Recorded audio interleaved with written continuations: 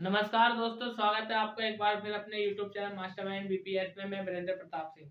आज हम बात करने वाले हैं इतिहास की, और इतिहास के संदर्भ में हम बिल्कुल शुरू से एकदम स्टार्टिंग से चर्चा करेंगे। यदि हम कहें तो इतिहास की ये पहली क्लास है हमारी, और बिल्कुल शुरू से जड़ से हम शुरुआत कर रहे हैं इतिहास की। तो चलिए देर किस बात की, फटाफट अपना कॉपी पेन निकालिए और मेरे साथ चीजों को साझा करना शुरू कर दीजिए। ठीक है, तो इतिहास।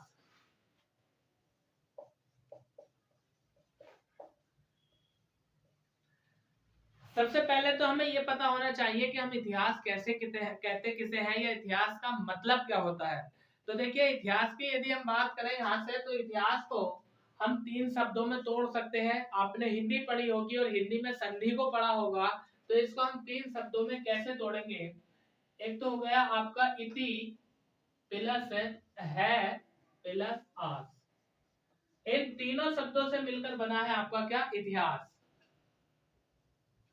इति का मतलब क्या है, इस प्रकार, इस प्रकार से। और है का मतलब क्या है, वास्तव में, वास्तव में, या निश्चय, या निश्चित, निश्चय या निश्चित। और आस का मतलब क्या है, घटना का घटित होना, घटना का घटित होना, घटित होना। यानी हम इसकी परिभाषा की यदि बात करें तो इसकी परिभाषा यहीं से बन सकती है क्या, कि इस प्रकार घटना का घटित होना क्या कहलाता है, इतिहास कहलाता है। इस प्रकार से घटना का, इस प्रकार से घटना का, या इस प्रकार से वास्तव में, वास्तव में घटना का घटित होना, घटना का घटित होना क्या कहलाता है, इतिहास कहलाता है, इतिहास कहलाता है। ठीक है दोस्तों, यानी हम बात कर रहे हैं इतिहास की, कि भाई इतिहास कहते किसे हैं, कि इति का मतलब इस प्रकार से, है का मतलब वास्तव में या निश्चित रूप से, आस का मतलब घटना का घटित होना, यानी इस प्रकार से वास्तविक रूप में घटना का घटित होना इतिहास कहलाता है। अब यदि हम बात करें कि भैया इतिहास को एक आम भाषा में हम कैसे समझें, तो समझने का मतलब यह है, हमसे पहले जो घटनाएं पहले घटित हो चुकी हैं, जो बातें पहले बीत चुकी हैं, या जो चर्चा अतीत में थी, उसको हम क्या बोलते हैं, इतिहास, और उसी को हम पढ़ने वाले हैं। जैसे हम बात करते हैं कि आज सन 2022 चल रही है, तो इससे पहले सन 2021 रही होगी, 20 रही होगी, 19 रही होगी, तो उनमें जो घटनाएं घटित हुई होंगी, आज को हम उन्हें इतिहास में दर्ज करते हैं। या उससे भी पहले सन 2001 रही होगी, 2000 रही होगी, 1920, 1947, या 16वीं शताब्दी, या 1500, फिर ईसा पूर्व की भी बात हम करते हैं। अब हम बात करने वाले हैं कि भैया ये जो इतिहास है, इसके बारे में हमें जानकारी कहां से प्राप्त होती है। तो इतिहास के बारे में जो हमें जानकारी प्राप्त होती है, वह मूल रूप से तीन चीजों से जानकारी प्राप्त होती है। एक तो हम बोलते हैं प्रातात्विक साक्ष्य, दूसरे को हम बोलते हैं साहित्यिक साक्ष्य, और तीसरे को हम बोल देते हैं विदेशी विवरण। हम प्राचीन इतिहास से लेकर के मध्यकालीन भारत और आधुनिक कालीन भारत की चर्चा करने वाले हैं। तो सबसे पहले हम बात कर लेते हैं कि इतिहास के साक्ष्यों के संदर्भ में कितने प्रकार के साक्ष्य हैं और क्या यहाँ से चर्चा प्राप्त होती है। साक्ष्य तीन प्रकार के होते हैं। साक्ष्य, सबसे पहले हम बात कर लेते हैं कि भाई पहले नंबर पर जो आते हैं वो आते हैं पुरातात्विक साक्ष्य, पुरातात्विक साक्ष्य।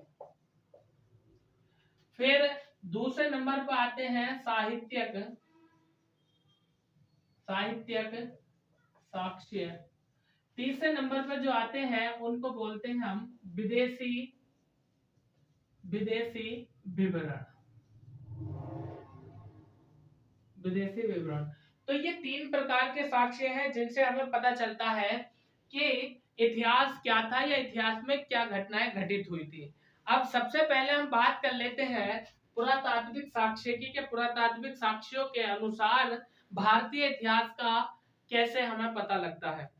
तो सबसे पहले हम इसी को जान लेते हैं, इसको हेडिंग बना दीजिए चाहे आप, पुरातात्विक साक्ष्य, पुरातात्विक साक्ष्य।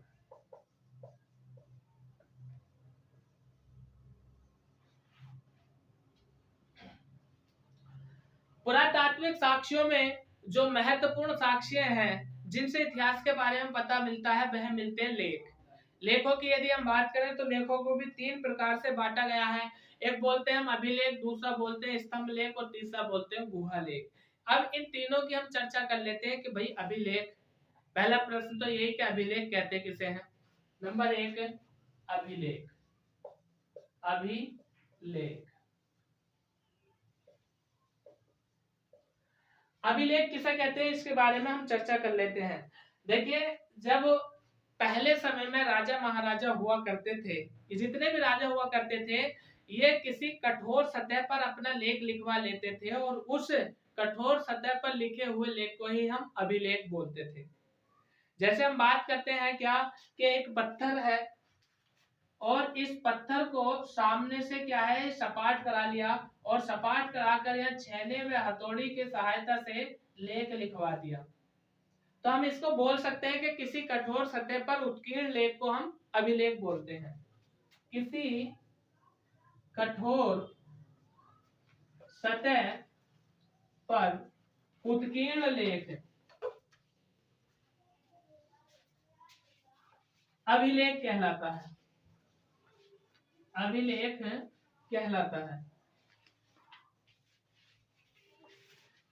किसी कठोर सतह पर उत्कीर्ण लेख को अभिलेख कहते हैं और इन अभिलेखों में जो पहला नंबर आ जाता है, इसको ये दे दो, ये नाम ये मत दो, पहला आ जाता है, इसको बोलते हैं हम शिलालेख। शिलालेख। अब प्रश्न ये आता है कि भाई शिलालेख किसे कहते हैं। ठीक है, शिलालेख किसे कहते हैं, तो भैया शिलालेख का मतलब ही ये होता है कि किसी कठोर सतह, कठोर का मतलब चाहे वो पहाड़ी हो या कोई पत्थर हो या एक विशाल पत्थर की चट्टान हो, उस चट्टान को हथौड़े व छेनी की सहायता से छांटा गया, छांट करके सामने वाले हिस्से को सपाट किया गया और उसी पर हमने जो उत्कीर्ण लेख लिखा उसको हम क्या कहते हैं, अभिलेख। और अभिलेख को ही हम सीधा सीधा क्या कह सकते हैं, शिलालेख कह सकते हैं। तो शिलालेख को भी हम यही कह सकते हैं, किसी कठोर सतह पर उत्कीर्ण लेख अभिलेख या शिलालेख कहलाता है। अब यहाँ से हम बात करते हैं कि नंबर 2 पर यानी दूसरा नंबर जो आएगा वो किसका आएगा। दूसरे नंबर पर हम बात करते हैं स्तंभ लेख की। स्तंभ लेख। अब साहब स्तंभ लेख क्या होता है इसको भी जान लो। देखिए, स्तंभ का मतलब होता है पोल या खंबा, यानी किसी खंबे नुमा आकृति को बनाकर या किसी पत्थर को खंबे नुमा बनाकर या किसी स्तंभ को सीधा खड़ा करने पर उस पर लिखित लेख को हम क्या बोलते हैं, स्तंभ लेख बोलते हैं। ठीक है, उस पर लिखे लेख को हम क्या बोलते हैं, स्तंभ लेख बोलते हैं। जैसे मैं इसका चित्र बना देता हूँ, एक बार इसको साफ कर देते हैं, इसके बाद में चित्र बनाता हूँ।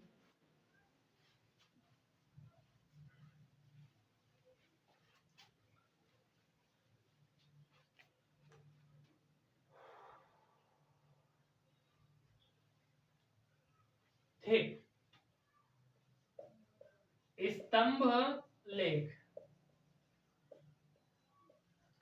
जैसे मान लीजिए ये कोई स्तंभ है और इस स्तंभ की यदि हम बात करें तो ये सामने का हिस्सा क्या होगा, इसका सपाट होगा। ये क्या है, ये स्तंभ है।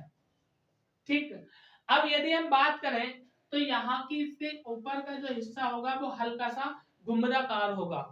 ऊपरी हिस्सा जो होगा गुंबदाकार होगा और इस गुंबदाकार हिस्से की यदि हम बात करें तो यहाँ पर किसी न किसी पशु का चित्र अंकित होता था, यानी किसी न किसी पशु का चित्र अंकित होता था। पशु का चित्र अंकित होगा। और फिर यदि हम बात करें तो यहाँ पर जो है इसके नीचे उल्टा कमल बना हुआ होता था, यानी उल्टे कमल की पत्तियां होती थी, जिसको हम क्या कहते थे, जिसको कहा जाता अधोमुखी कमल। ठीक है, क्या कहा जाता है, अधोमुखी कमल। अधोमुखी कमल कहा जाता है। यहाँ पर लिख देता हूं स्तंभ। ठीक, अब ये जो सामने वाली जो सपाट हिस्सा है यहाँ पर लेख लिखे जाते थे और यहाँ पर जो लिखा हुआ लेख होता था इस लेख को हम क्या बोलते थे, स्तंभ लेख बोलते थे। इस लेख को क्या कहा गया, स्तंभ लेख कहा गया। एक और विशेष प्रश्न के यहाँ पर जो ये बीच का सपाट वाला भाग होता है जिस पर लेख लिखा जाता है इसको क्या कहा जाता है, इसको यष्टि कहा जाता है या हम कह सकते हैं यष्टि के स्थान पर लाट। ठीक है, इस वाले स्थान को यष्टि या लाट कहा जाता है। तो भैया ये हो गया स्तंभ लेख। किसी भी स्तंभ नुमा आकृति पर लिखा हुआ लेख स्तंभ लेख कहलाता है। और यदि हम बात करें किसी पत्थर की चट्टान को काटकर जो लेख लिखा जाता था तो वह भी, जैसे मान लीजिए ये एक पत्थर है और इस पत्थर को काट कर, ये चट्टान को काट कर, यहाँ पर मैं लिख देता हूं चट्टान, इस चट्टान को काटकर जो लेख लिखा गया, ठीक है, उसको भी हम क्या बोलते हैं, शिलालेख। शिला का मतलब ही पत्थर होता है, शिलालेख। ठीक है, शिला का मतलब ही क्या होता है, पत्थर होता है। और इस शिला पर जो लेख लिखवाता था वह कौन लिखवाता था, राजा लोग लेख लिखवाते थे। यानी लेख राजा द्वारा लिखवाया जाता था, लिखवाया जाता था। अब आगे हम बात करते हैं कि तीसरे नंबर पर स्तंभ लेख की यदि हम बात करें तो प्रश्न ये आता है कि जो शिलालेख है या स्तंभ लेखों का निर्माण जो हुआ वो किसके शासन काल में हुआ। तो आपको बहुत अच्छी तरीके से ज्ञात होगा कि मौर्य वंश का एक सम्राट हुआ था जिसका नाम था अशोक। मौर्य वंश का सम्राट अशोक हुआ। अशोक के शासन काल से ही स्तंभ लेख व शिलालेखों का प्रचलन प्रारंभ हुआ भारत में। और यदि हम बात करें मौर्यकालीन शासक के स्तंभ लेखों की, तो चुनार के पीले रंग के पत्थरों पर यह लेख लिखा जाता था। तो हम इस बात को भी यहाँ पर लिख सकते हैं, क्या अशोक के स्तंभ लेखों का निर्माण, अशोक के स्तंभ लेखों का निर्माण चुनार के पीले पत्थरों द्वारा किया गया, पीले पत्थरों द्वारा किया गया। ठीक, स्क्रीनशॉट लो इसका फटाफट, आगे चलते हैं। फिर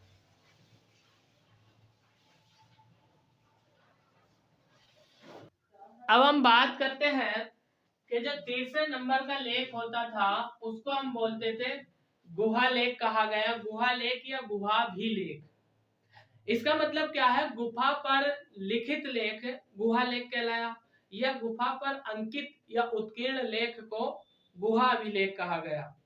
जैसे हम बात करते हैं कि मान लीजिए ये कोई गुफा है और गुफा की यदि हम बात करें तो ये क्या होगा, रास्ता होगा अंदर को जाने का। यहाँ पर जो इसका ऊपरी हिस्सा होगा, यहाँ पर जो उत्कीर्ण लेख होगा यहाँ पर लिखा जाएगा। ठीक है, यहाँ पर लेख लिखा जाएगा, इसी को हम क्या बोलेंगे, इसी को गुहा लेख बोलेंगे। ठीक है, हम लिख सकते हैं एक लाइन में, किसी गुफा पर उत्कीर्ण लेख क्या कहलाता है, गुहा लेख। गुहा लेख या गुहा भी लेख, गुहा भी लेख कहलाता है, कहलाता है। ठीक है, तो ये बात हो गई गुहा भी लेख की। तीसरा, और जो आगे हमें साक्ष्य मिलते हैं प्राचीन काल की, यदि हम बात करें या प्राचीन इतिहास की बात करें तो हमें जो साक्ष्य मिलते हैं वो बर्तनों से मिलते हैं। जैसे सिंधु घाटी सभ्यता हो गई, वैदिक सभ्यता हो गई, या और जो पुराने उत्खनन कार्य से बर्तन मिले हैं उन बर्तनों पर अंकित चित्र व लेखों के माध्यम से ये पता लगाया गया कि ये किस काल का या किसके समय का लेख रहा है। तो हम इसको बोल सकते हैं मृद भांड। ठीक है ना, मृद भांड, मृद भांड। और मृद भांड का मतलब है क्या, मिट्टी के बर्तन, मिट्टी के बर्तन, और मिट्टी के बर्तन को ही हम क्या बोलते हैं, मृद भांड बोलते हैं। ठीक है, मिट्टी के बर्तन जिन पर क्या लिखे थे, लेख लिखे थे, जिन पर लेखों को लिखा गया, लिखा गया। ठीक है, इन्हें क्या कहा गया, मृद भांड कहा गया। फिर और जो अगली चीज हमें प्राप्त होती है, जिससे इतिहास के बारे में, इतिहास में वर्णित घटनाओं के बारे में हमें ज्ञात होता है, उसको हम बोलते हैं, क्या बोलते हैं उसको, ताम्रपत्राभिलेख।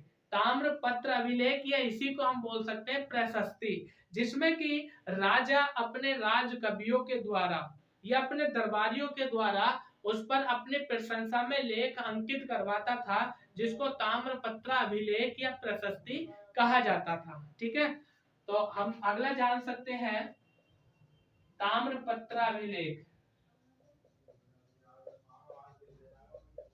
ताम्रपत्र अभिलेख, या हम बोल सकते हैं प्रशस्ति, दूसरा प्रशस्ति। तो इसका मतलब क्या है, राजा द्वारा अपनी प्रशंसा में, राजा द्वारा अपनी प्रशंसा में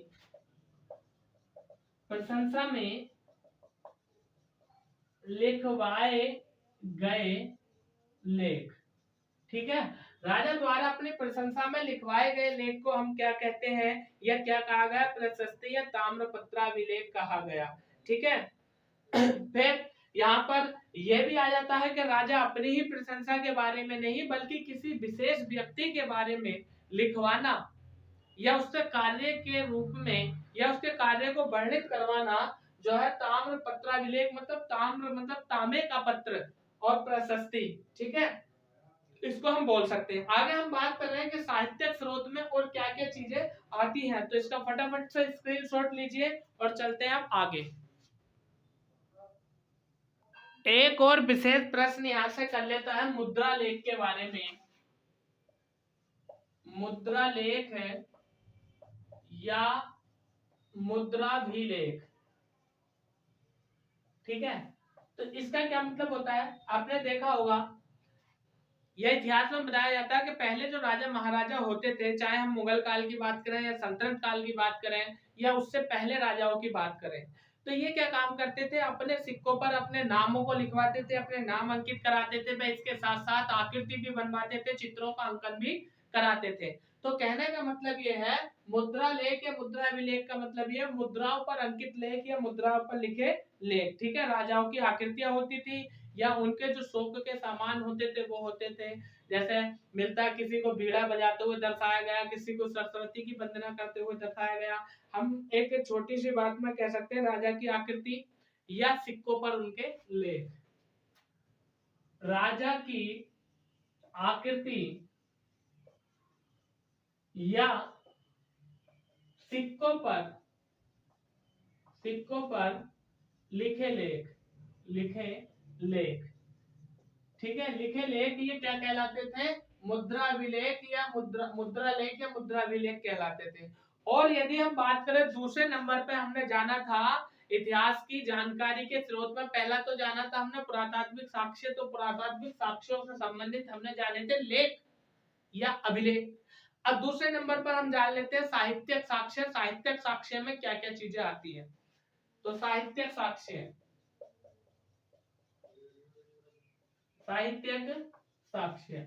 इस साहित्यिक साक्ष्य की यदि हम बात करें तो इसको हम दो भागों में विभाजित कर सकते हैं। दो भागों में विभाजित करने का मतलब, पहला आ जाता है धार्मिक साहित्य, नंबर एक धार्मिक साहित्य, और दूसरा आ जाता है धर्मेतर साहित्य। यानी जब धर्मेतर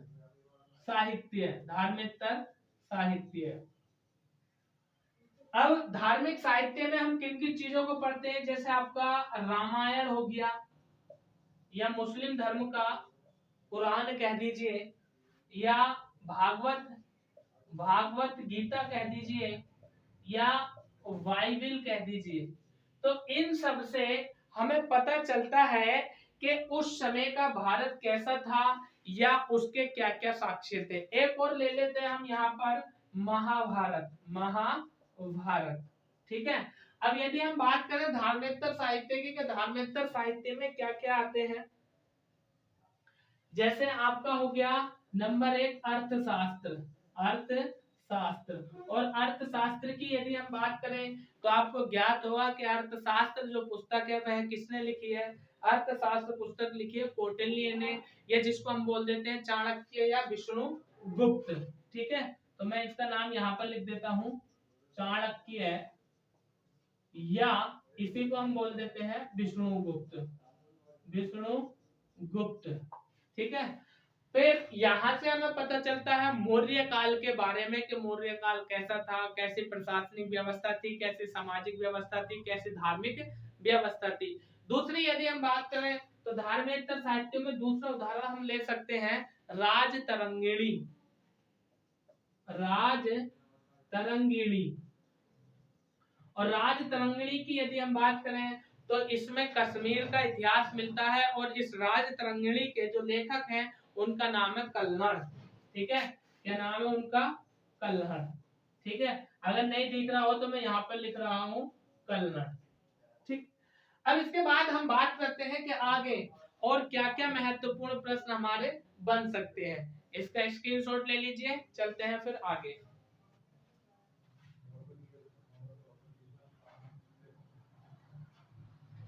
तीसरे साहित्यिक साक्ष्य की यदि हम बात करें तो हमने जाना था क्या, विदेशी विवरण। विदेशी विवरण।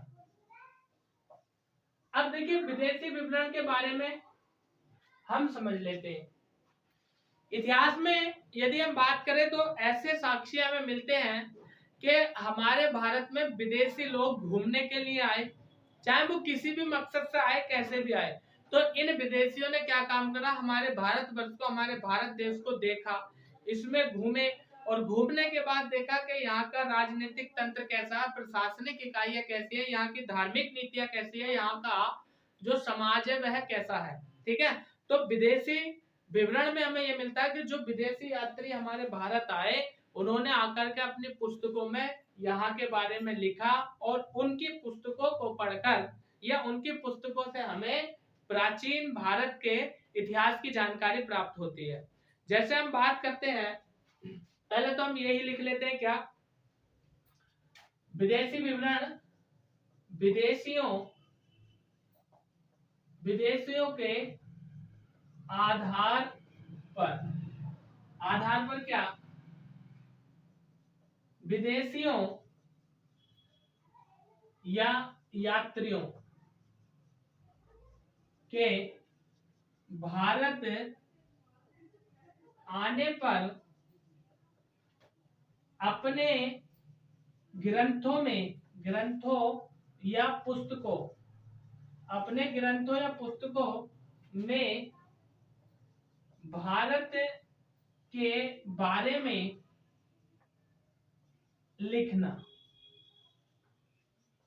ठीक है, और उनके ग्रंथों से, विदेशियों के ग्रंथों से हमें किसका पता चलता है, इतिहास का, और इतिहास किसका, भारत का।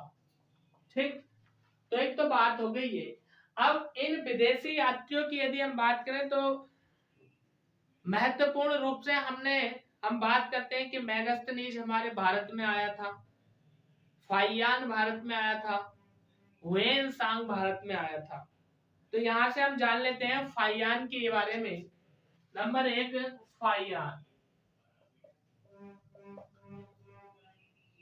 फाइयान। सबसे पहला प्रश्न फाइयान की यदि हम बात करें तो प्रश्न ये बनता है फाइयान भारत कब आया था।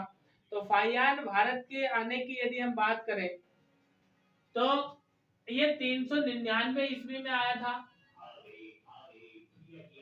और ये जो है चंद्रगुप्त द्वितीय के शासन काल में भारत आया था। शासन काल में भारत आया था। इसका एक ग्रंथ मिलता है, ग्रंथ बोल दीजिए या पुस्तक बोल दीजिए, जिसका नाम मिलता है फो को की।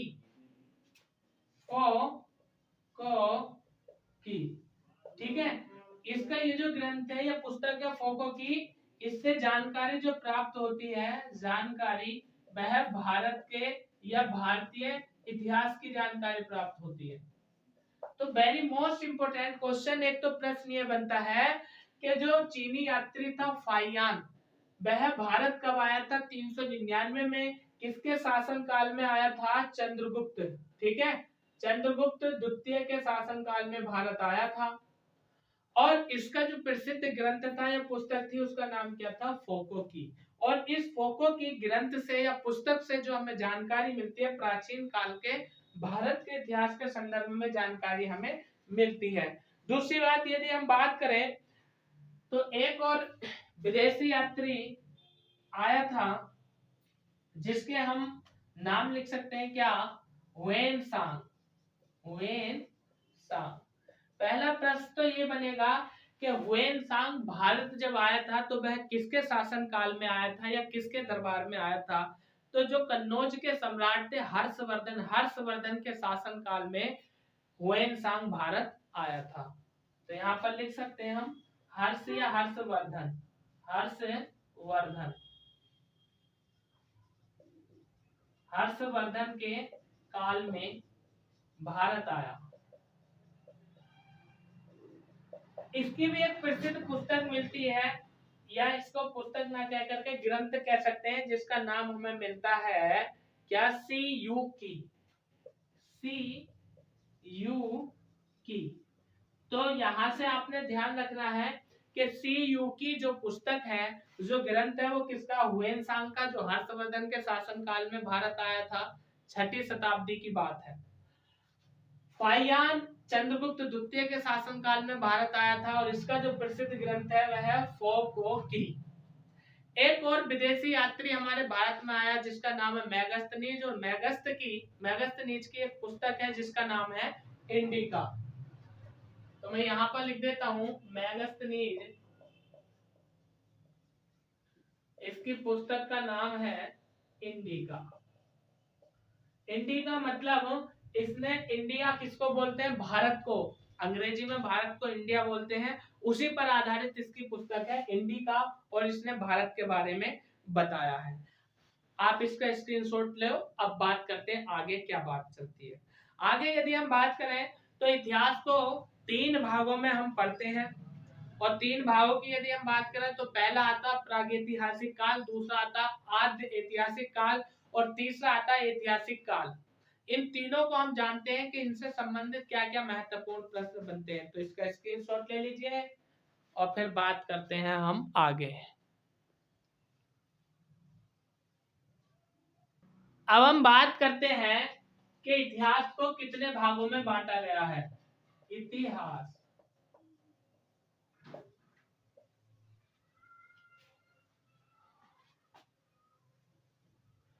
तो जैसा कि मैंने अभी आपको बताया कि इतिहास को 3 भागों में बांटा गया है। पहला प्रागैतिहासिक काल, दूसरा आद्य ऐतिहासिक काल, और तीसरा ऐतिहासिक काल या आधुनिक काल या वर्तमान काल। ठीक है, तो हम लिख सकते हैं भाग कितने हैं इसके? 3। नंबर 1 प्रागैतिहासिक काल। प्रागैतिहासिक काल। नंबर 2 आद्य ऐतिहासिक काल। आद्य ऐतिहासिक काल। और नंबर तीसरा जो है इसको हम बोलते हैं ऐतिहासिक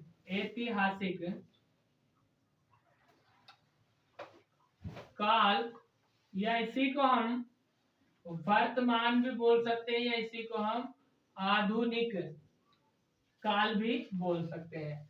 अब प्रश्न ये बनता है कि साहब प्रागैतिहासिक काल किसे कहते हैं, आद्य ऐतिहासिक काल किसे कहते हैं, या ऐतिहासिक काल किसे कहते हैं? तो देखिए, प्रागैतिहासिक काल उस काल को कहते हैं जिस काल में कि कोई भी लिखित साक्ष्य नहीं थे। लिखित साक्ष्य का मतलब क्या है कि जिनको कभी लिखा गया हो और उनको हम पढ़ सके और पढ़ करके चीजों के बारे में पता कर सके। यदि आज भी हम इतिहास पढ़ रहे हैं तो इतिहास की जानकारी हमें कहाँ से मिली? इतिहास की जानकारी हमें किसी न किसी पुस्तकों के माध्यम से पढ़ करके मिली, या किसी न किसी पुरातात्विक साक्ष्य को देखकर, उसकी जानकारी प्राप्त हुई। तो कहने का मतलब यह है कि प्रागैतिहासिक काल उस काल को कहते हैं जिसमें कोई भी लिखित साक्ष्य नहीं थे। ठीक है, तो मैं इसके बारे में लिख देता हूं, वह काल जिसके कोई भी या जिसका कोई भी लिखित साक्ष्य प्राप्त नहीं है, प्राप्त नहीं है। अब हम बात, आप सोच रहे होंगे साहब कि जब इस प्रागैतिहासिक काल का कोई लिखित साक्ष्य नहीं है तो इस काल की जानकारी हमें किस चीज से प्राप्त हुई? तो इस काल की जो जानकारी प्राप्त हुई थी वह पत्थरों से निर्मित औजारों से हुई थी। ठीक है, जानकारी औजारों से हुई भैया, औजारों से। ठीक है, फिर हम कह सकते हैं कि इस टाइम यानी इस समय लिपि प्रचलित नहीं थी, लिपि प्रचलित नहीं थी, प्रचलित नहीं थी। अब आप सोच रहे होंगे साहब ये लिपि क्या है? लिपि का मतलब होता है कि वह, लिपि का मतलब होता है जिसमें भाषा लिखी जाती है। जैसे मैं यहाँ पर हिंदी लिख रहा हूँ, आप भी हिंदी पढ़ रहे हैं, तो ये देवनागरी लिपि है। ठीक है, तो इसको आप लोगों ने पढ़ा है तभी तो आप यहाँ पर जान पा रहे होंगे कि ये क्या अलग काल लिखा हुआ है। तो कहने का मतलब ये उस समय लिपि प्रचलित में नहीं थी, उस समय भाषा का ज्ञान नहीं था, ये कह सकते हैं हम। और यदि हम बात करें तो आपको पता होगा सबसे पहले हमारी जो ये पृथ्वी है, इस पूरी दुनिया में सबसे पहले जो वास हुआ वो किसका हुआ? आदिवासी या आदि मानव जिसे बोल सकते हैं। और जब प्राचीन काल में आदि मानव था तो उसे किसी भी चीज का ज्ञान नहीं था भाई, ना ही तो वो पढ़ा लिखा था, ना ही वह सभ्य था। और यदि हम बात करें तो किसी प्रकार की उससे जानकारी नहीं थी। आपने पिछली क्लासों में जब आप छठी, सातवीं, आठवीं या 9th 10th में थे तब इन चीजों को जान लिया होगा कि जब आदि मानव था तो उसके शरीर पर बड़े बड़े बाल होते थे, कपड़ों जैसी कोई व्यवस्था थी नहीं। आग का आविष्कार हुआ जब पत्थर से पत्थर टकराए, चिंगारी निकली, आग। और यदि हम बात करें भोजन की तो शिकार के ऊपर उस समय मानव जीवन था। यानी जो आदि मानव था या आदिवासी था वो जो है शिकार को, अपना शिकार कर करके जानवरों को मार करके खाता था। फिर धीरे धीरे जैसे आग प्रचलन में आई तो शिकार को भून करके खाने लगा। अब जो आदमी अपने भोजन की व्यवस्था या पढ़ा लिखा ना होगा तो उसके लिए लिपि कहां से आ जाएगी? अब हम बात करते हैं आदि ऐतिहासिक काल की। तो देखिए यहाँ तो लिपि थी नहीं, लेकिन यहाँ पर लिपि थी। आदि ऐतिहासिक काल की यदि हम बात करें तो इस काल में लिपि प्रचलित में थी, यानी लिपि थी, लेखों को लिखा गया परंतु उन्हें पढ़ा नहीं गया। तो हम लिख सकते हैं इसके बारे में, वह काल जिसके लिखित साक्ष्य मौजूद थे परंतु उन्हें पढ़ा नहीं गया। यदि हम बात करें तो आपको ज्ञात होगा कि सिंधु घाटी सभ्यता में भी लिपि प्रचलन में थी, सर्पिलाकार लिपि थी। और सिंधु घाटी सभ्यता की लिपि की यदि हम बात करें तो उस समय लिपि प्रचलन में थी, लिखी जाती थी, परंतु आज उस लिपि को अभी तक पढ़ा नहीं गया। तो हम लिख सकते हैं जैसे सैंधव सभ्यता। अब हम बात करते हैं ऐतिहासिक काल की, आधुनिक काल की। तो जरा समझो, यहाँ पर लिपि नहीं थी, जब होगी नहीं तो पढ़ा भी नहीं जाएगा। यहाँ पर लिपि है लेकिन उसको पढ़ा नहीं गया। और यदि हम बात करें इसकी ऐतिहासिक काल की या आधुनिक काल की या वर्तमान काल की, ठीक है, या इसी को हम क्या बोलते थे? इतिहास। इसी को हम क्या बोलते हैं? इतिहास। तो भैया इसकी लिपि भी है और इसको पढ़ा भी गया है और यहीं से सारे साक्ष्य हमें प्राप्त हुए हैं। ठीक है, तो हम लिख सकते हैं वह जिसके लिखित साक्ष्य हैं और उन्हें पढ़ा भी गया है। ठीक है, तो एक बार इसका फटाफट स्क्रीनशॉट लो, इसके बाद चलते हैं हम आगे।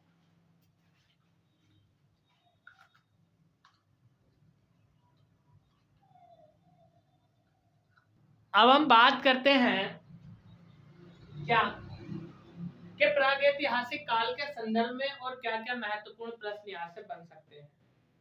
प्रागैतिहासिक काल की यदि हम बात करें तो 1842 के आसपास की बात है। 1842 के आसपास डॉक्टर प्राइम रोज ने कर्नाटक राज्य की यदि हम बात करें तो उसका एक जिला पड़ता है जिसका नाम है रायचूर जिला, और लिंगसुगर नामक स्थान से कुछ पत्थरों के औजारों की खोज की, और उन पत्थरों के औजारों से यह पता लगाया जाता है क्या कि ये जो पत्थर के औजार थे ये प्रागैतिहासिक काल, या हम कह सकते हैं पाषाण काल, या अंग्रेजी में इसको बोल सकते हैं प्री हिस्टोरिक एज के थे। तो वेरी मोस्ट इंपोर्टेंट क्वेश्चन यहाँ से ये बनता है कि जो प्रागैतिहासिक काल है उसका पता किससे लगा? पत्थरों के औजार से, फलक से, छुरों से, व तीरों से पता लगा। और फिर प्रश्न ये बनता है कि प्रागैतिहासिक काल के औजारों की खोज कहां पर हुई? तो कर्नाटक राज्य के रायचूर जिला के लिंगासुर नामक स्थान से हुई। और इसकी जो खोज की थी वो किसने की थी? तो उसके खोजकर्ता थे डॉक्टर प्राइम रोज। तो सबसे पहले हम इस बात को यहाँ पर जान लेते हैं, लिख लेते हैं क्या 1842 के आसपास, 1842 आसपास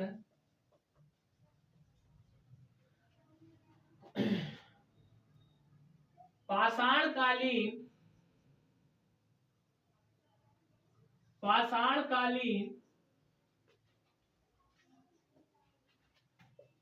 पत्थर के औजारों की खोज की। और किसने की? उस व्यक्ति का नाम मैंने अभी आपको बताया था क्या? डॉक्टर प्राइम रोज।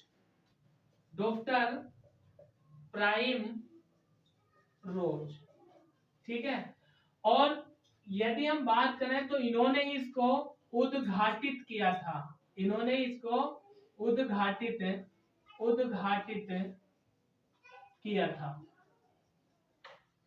फिर बात करते हैं कि ये जो पत्थर के औजारों की खोज की थी इन्होंने कहां से की थी? या पाषाण कालीन जो पत्थर के औजार मिले, या जो औजार मिले उन औजारों से पाषाण काल का संबंध बताया। तो हम बात करते हैं कि कर्नाटक राज्य के रायचूर जिला, और इस जिले का एक गांव है कर्नाटक रायचूर जिले के रायचूर है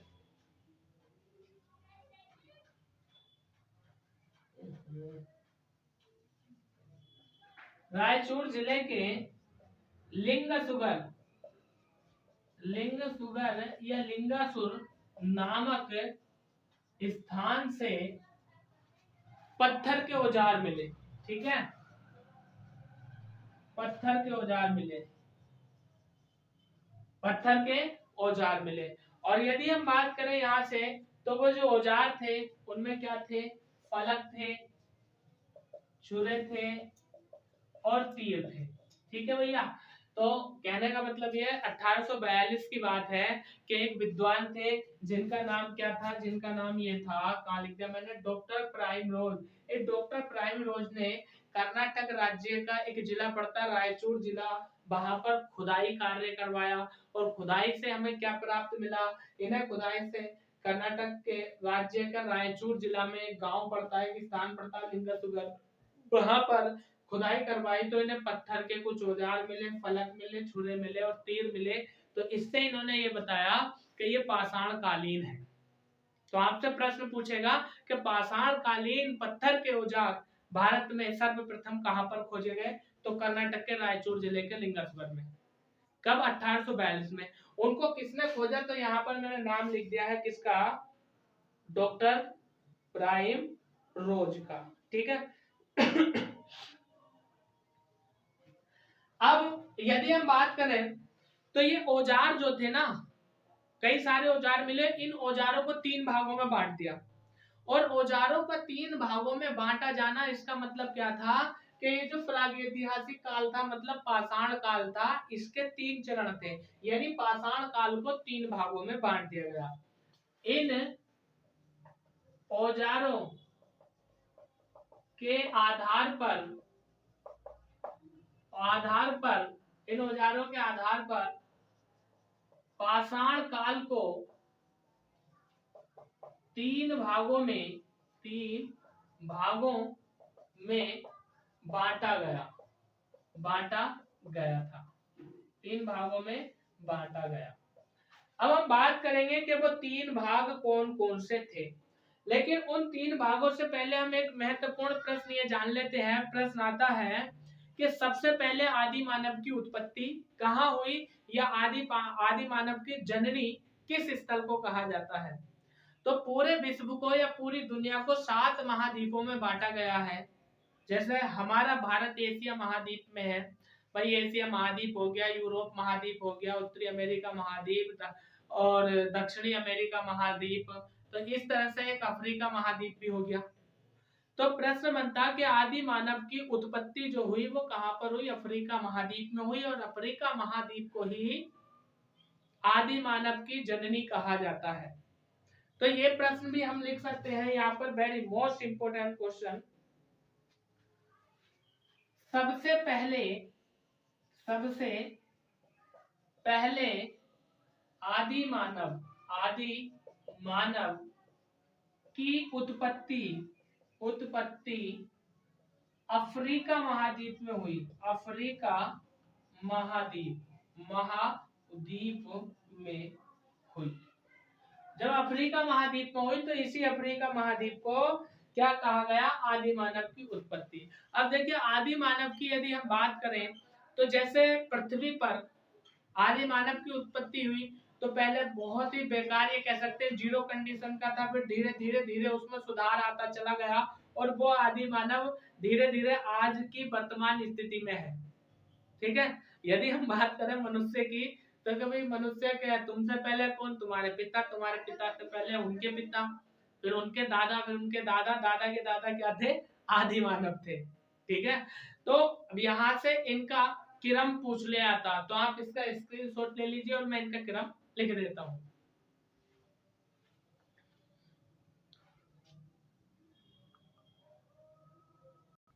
अब यहां से हम बात करते हैं क्या कि अभी हमने जाना कि आदि मानव की उत्पत्ति जो हुई थी वो अफ्रीका महाद्वीप में हुई थी।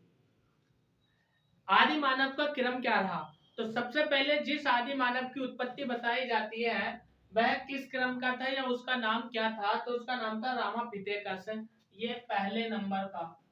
इसके बाद जो आया दूसरे नंबर का उसका नाम था ऑस्ट्रेलोपिथेकस, यानी दूसरे नंबर का। इस दूसरे नंबर के बाद जो तीसरे नंबर का आया उसका नाम था होमो इरेक्टस।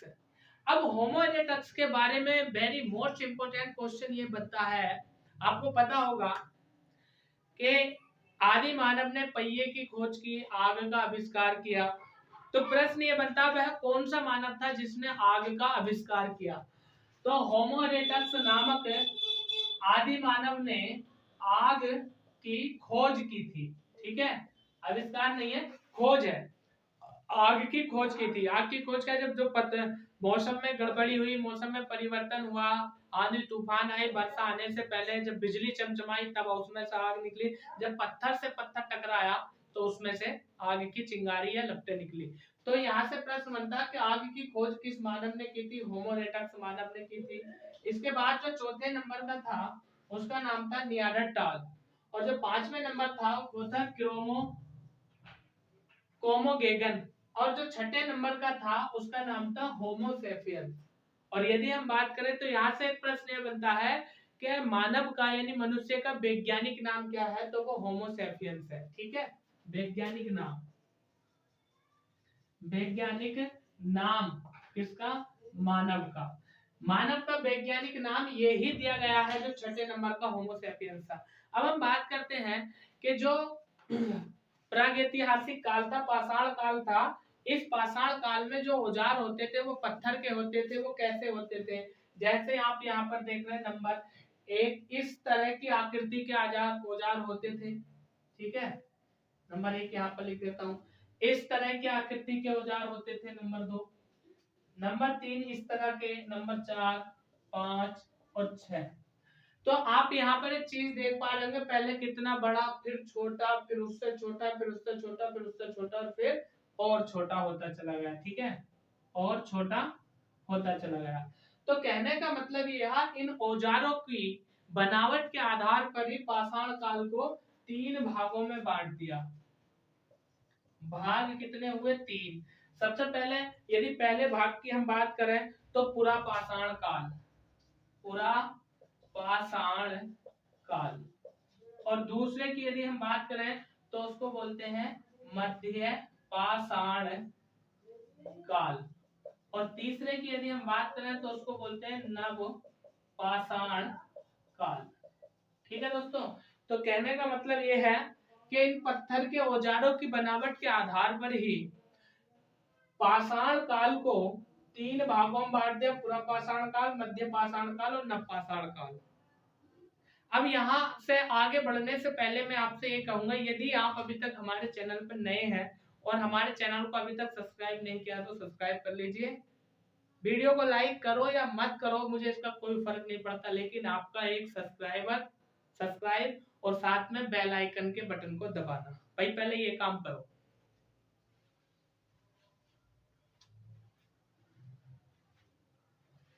अब हम क्या करते हैं कि ये जो तीनों भाग हैं, थोड़ी थोड़ी सी महत्वपूर्ण जानकारी इनके बारे में हम हासिल करेंगे, और इसके बाद हम सीधा रुख करेंगे सिंधु घाटी सभ्यता की ओर। तो आज का वीडियो इतना ही, कल फिर मुलाकात होगी आपसे, तब तक शानदार, जबरदस्त, जिंदाबाद बने रहिए अपनी जिगरी क्लास में मेरे साथ। मैं वीरेंद्र प्रताप सिंह लेता हूँ आपसे विदा, कल फिर मुलाकात होगी, तब तक के लिए धन्यवाद।